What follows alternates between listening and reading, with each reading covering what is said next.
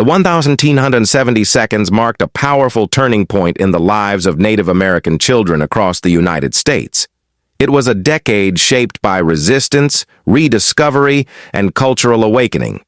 For Indigenous families, this was not just a period in history. It was a lived experience that influenced identity, pride, and survival. Children growing up during this time witnessed moments that reshaped how Native people saw themselves and how they demanded to be seen by the world. Quick pause before we continue. Tell us where in the world you're watching from. If you're enjoying this story, make sure to hit the subscribe button and don't forget to like and share. Now, let's dive back into the story. These were years when silence was broken, traditions resurfaced, and voices long ignored began to rise. The memories formed during this time were not fleeting. They stayed with Native children as lessons, reminders, and sources of strength. What truly defined those years were not just major political events, but everyday moments of cultural pride, community connection, and resilience. Here are memories from that era, experiences that Indigenous people who lived through it will never forget. For Native children in the 1,270 seconds, watching the occupations of Alcatraz and Wounded Knee unfold was far more than following the evening news. These events marked a cultural awakening that stirred entire communities. Families gathered around radios and televisions, listening intently as updates came in, knowing that something historic was happening. The American Indian movement stood at the center of this moment, bold and unapologetic. Their actions were not only protests, they were declarations of sovereignty, dignity, and survival. Children listened as parents and elders spoke passionately about treaty rights, broken promises, and the courage of those standing up for Indigenous nations. Names like Dennis Banks and Russell Means were spoken with respect and admiration. They represented unity, resistance, and the refusal to remain invisible.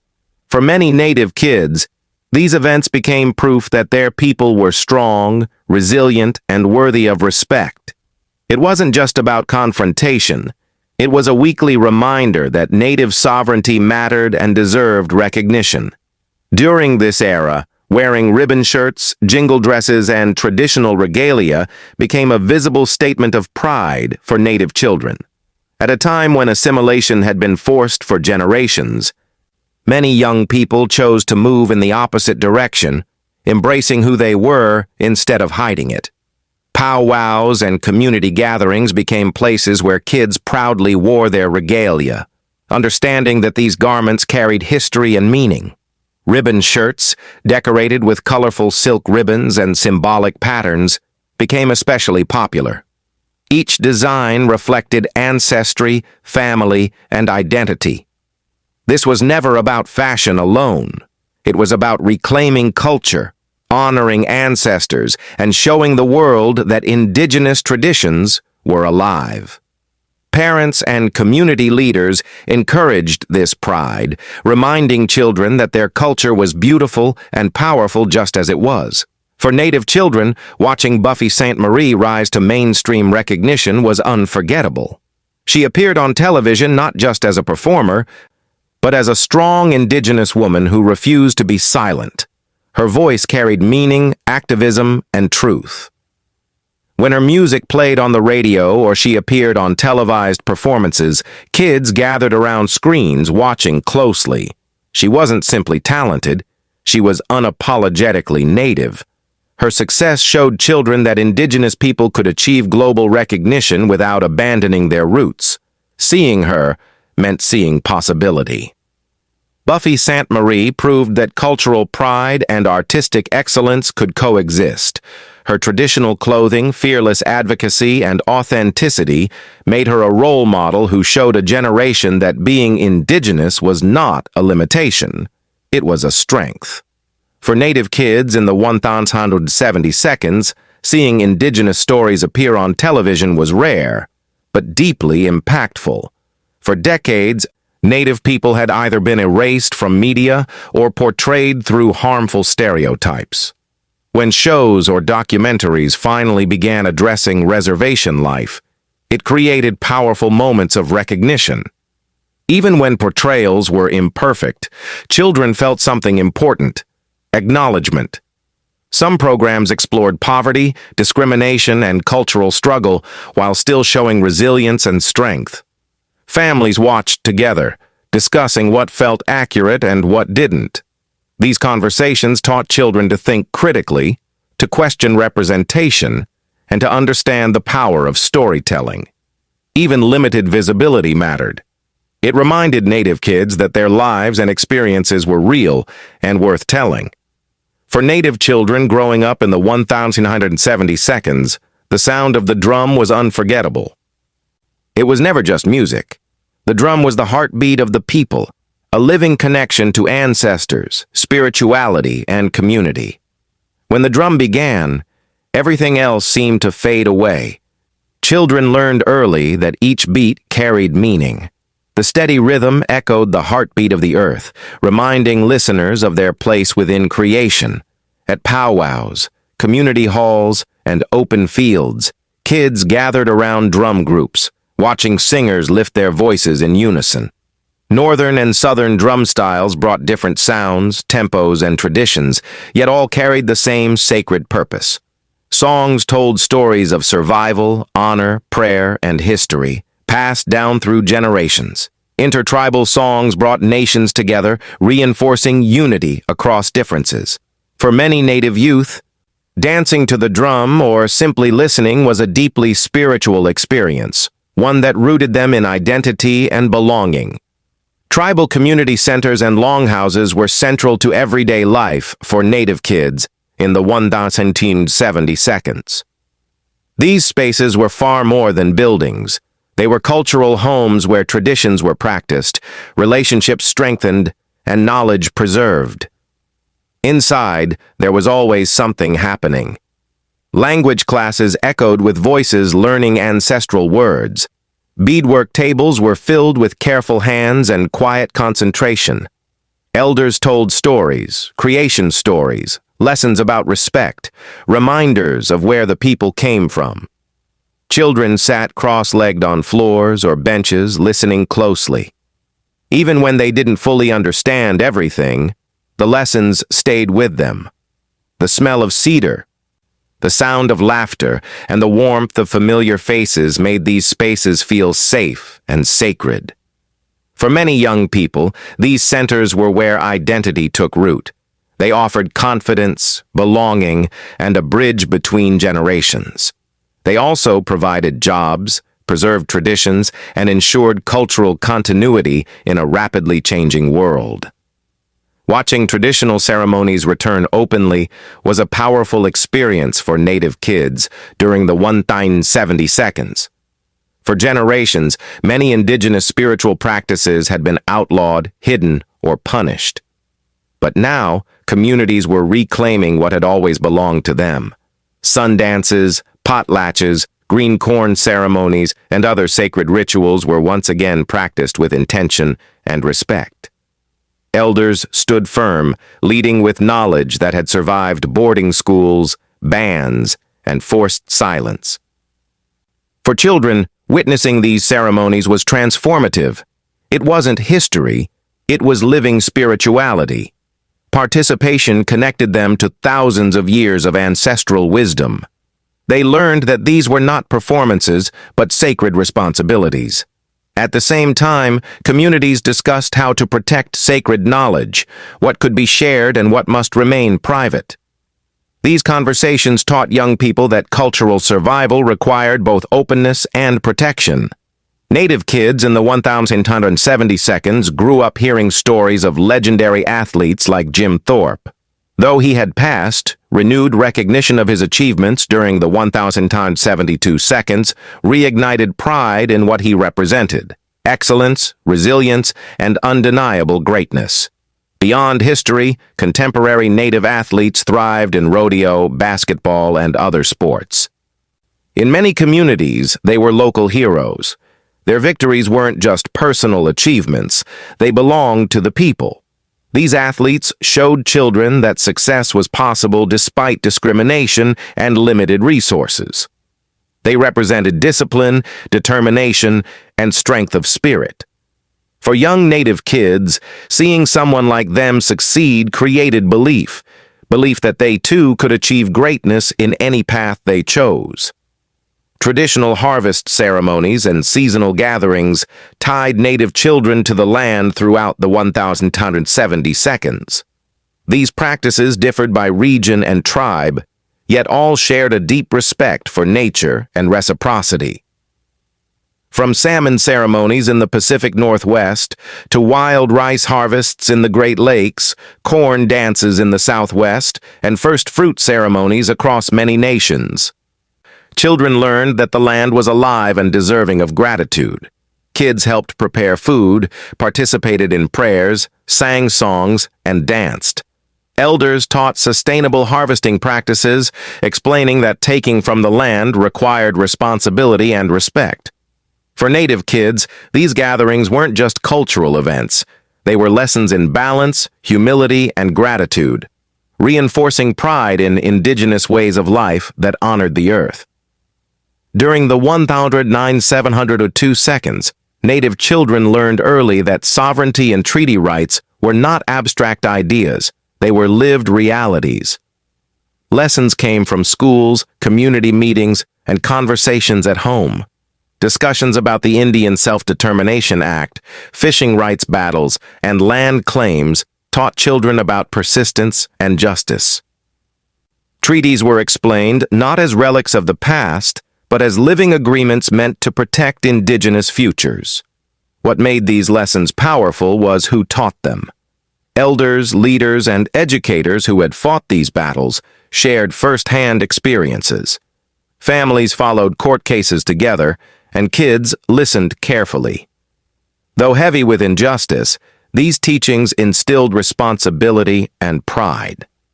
They explained why standing up for sovereignty mattered and what it meant to be Native in America. Native humor played an important role in family and community life during the 1,970 seconds.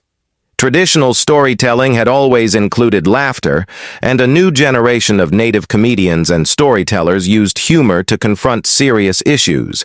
They joked about stereotypes, identity, and daily struggles, making people laugh while forcing reflection.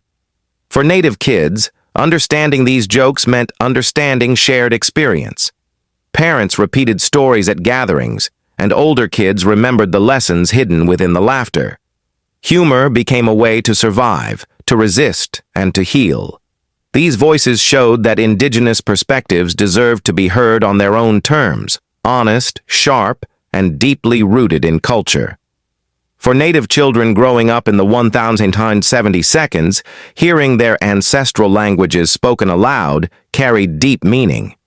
Many of these languages had nearly been erased by boarding schools and forced assimilation, where children were punished for speaking their mother tongues. But during this era, something powerful began to happen. Communities fought back through language. Elders who still spoke fluently became living libraries. They taught children words, phrases, songs, and prayers with urgency, knowing time was precious. Language classes formed in community centers and schools, and families practiced together at home. Even learning simple greetings or ceremonial phrases created a bridge between generations. For kids, language was more than communication. It carried worldview, humor, spirituality, and identity. Speaking it, even imperfectly, made them feel rooted in something ancient and enduring.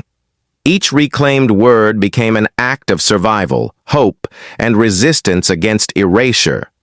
In many Native homes during the 1970s, star quilts and traditional crafts were everywhere.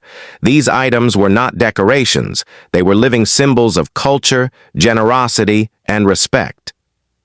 Quilts with bold, geometric patterns were sewn with patience and love, often gifted during namings, graduations, funerals, and giveaways. Children knew these items were special. They understood that their grandmothers, aunties, and skilled community members poured stories and prayers into every stitch. Quilts were draped over shoulders during ceremonies, laid across laps in moments of honor, and passed down through families. Beadwork, jewelry, and other crafts held similar meaning. Creating and gifting them reinforced relationships and cultural continuity. For Native kids, growing up surrounded by these handmade treasures taught them that their culture valued beauty, generosity, and tradition. For Native kids in the 1,270 seconds, few experiences matched the excitement of attending pow-wows. These gatherings brought together tribes from across regions, creating spaces filled with color, sound, and shared identity. The air vibrated with drum beats. Dancers entered the arena in full regalia. Fancy dancers spinning with energy, traditional dancers moving with dignity and purpose. Children watched in awe, imagining themselves dancing one day or already participating in youth categories. Grand entry was always emotional. Seeing all the dancers come together often brought tears to parents and elders. Pow-wows were more than celebrations. They were affirmations of survival, places where Native youth found belonging, pride, and friendship across tribal lines. Families traveled long distances to attend, turning pow-wows into reunions and community milestones. For Native children, these gatherings were living proof that their culture was alive and strong. During the 1,970 seconds, Native newspapers like Wasaja played a vital role in Indigenous communities. These publications carried stories mainstream media ignored. Stories of resistance, progress, loss, and pride. Families read articles about tribal politics, land rights, cultural events, and Native leaders making change. For children, these newspapers revealed a larger world beyond their own reservation or city. They learned that Native people across the continent shared similar struggles and victories. Parents saved important issues, creating personal archives of the Red Power movement and cultural revival. These papers were trusted voices, written by Native people for Native people. They reinforced the idea that Indigenous stories mattered and deserved to be told truthfully. Spiritual life during the 1970s looked different from family to family. Some Native households blended Christianity with traditional beliefs, creating unique expressions of faith. Reservation churches became gathering places where hymns were sometimes sung in Native languages, and services reflected both traditions. Other families returned fully to ancestral spiritual practices. Ceremonies led by elders and medicine people connected participants to the Creator, the land, and the spirit world. Prayers were offered in old ways, grounded in respect and balance. For children, participating in these spiritual paths, sometimes both, taught values of humility, gratitude, and respect for elders. In a world that often tried to erase Native identity, these spiritual practices provided grounding, strength, and belonging. For many Native kids in the 1970 seconds, the Indian Health Service Clinic was a familiar place. Despite being underfunded and often overwhelmed, IHS provided essential care where few alternatives existed. Children went there for vaccinations, checkups, and treatment when ill. Community health workers visited homes, offering guidance on nutrition and wellness. While the care was not always equal to what non-Native Americans received, it was vital. Families understood these services as treaty rights, not charity. Alongside Western medicine, communities continued to practice traditional healing methods. For children, this combination taught resilience and the importance of caring for both body and spirit. Playing stick games and traditional Indigenous games was a daily joy for Native kids in the 1970 seconds. These games weren't just for fun. They were lessons in strategy, patience, and cultural knowledge. Stick games involved teams hiding marked sticks while singing traditional gambling songs. The rhythm, laughter, and friendly competition drew whole communities together. Elders taught rules, songs, and proper conduct, ensuring traditions were passed on. There was no need for expensive toys. All that mattered was each other, shared knowledge, and time together. For Native children, these games strengthened friendships and reinforced cultural bonds that lasted a lifetime. For Native kids growing up in the 1970s, discipline did not come from parents alone. Child rearing was a shared responsibility. Elders, aunties, uncles, and respected community members all played a role in teaching children how to behave and how to live properly. Kids understood early that respect was expected everywhere. If they acted out, any adult could correct them, and that correction carried weight. This system wasn't rooted in harshness. It was rooted in care, accountability, and belonging. Being raised this way taught children that they mattered to the whole community. Their actions reflected not just on themselves, but on their families and their people. This collective parenting strengthened identity and connection, instilling values that many carried for life. For Native kids in the 1970s, this was not unusual. It was simply how their people had always raised children. The early 1972 brought a turning point in education with the implementation of the Indian Education Act. For the first time, funding existed specifically to address the cultural and educational needs of Native American students. Before this, many Native children passed through school systems that ignored or demeaned their history. The Act supported Native language instruction, cultural programming, and Indian education committees that gave parents and tribal members a voice. Students slowly began seeing their own stories reflected in classrooms. Though progress was uneven, the change mattered. Parents attended meetings, asked questions, and advocated for their children. For Native kids, seeing their families involved in education validated their identity and reinforced that their culture belonged in schools. What Native kids wore during the 1970s carried meaning.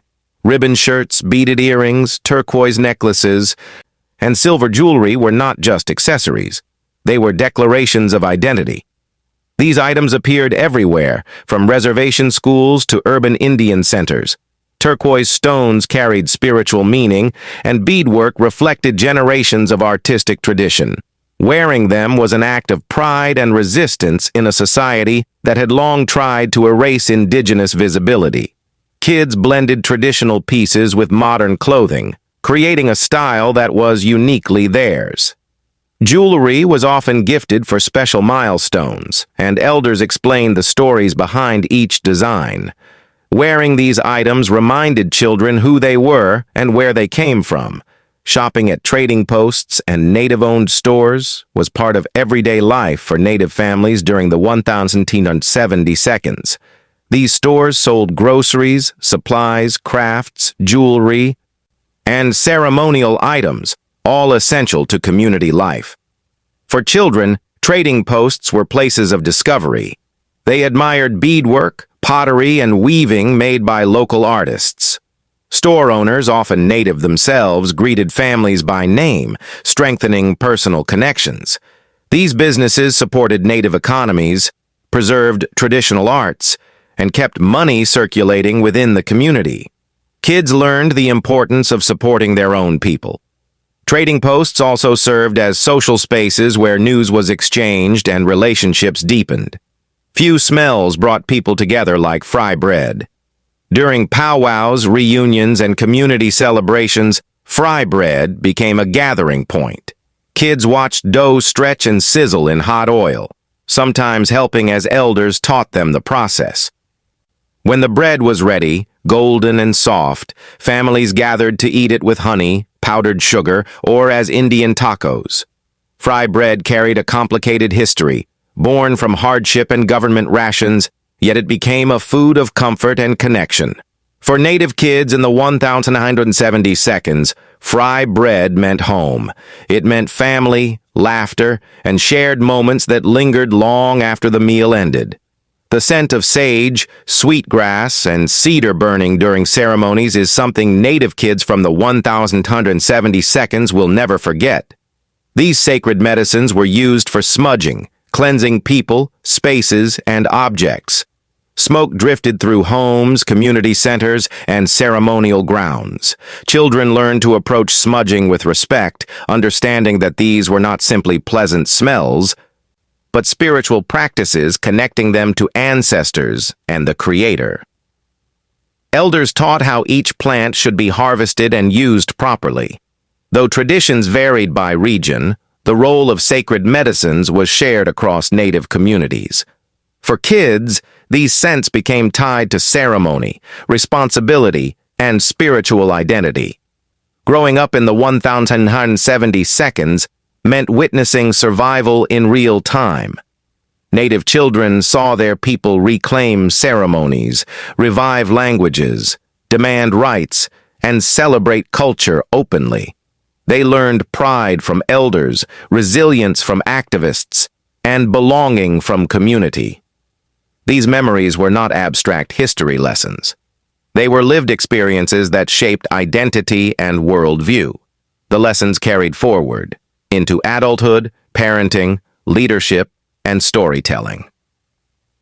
This generation remembers because remembering is an act of resistance. Which of these memories from the 1,270 seconds feels closest to your heart? Share your favorite moment in the comments below. Like this video and subscribe so you don't miss another journey through Indigenous memory, history, and resilience.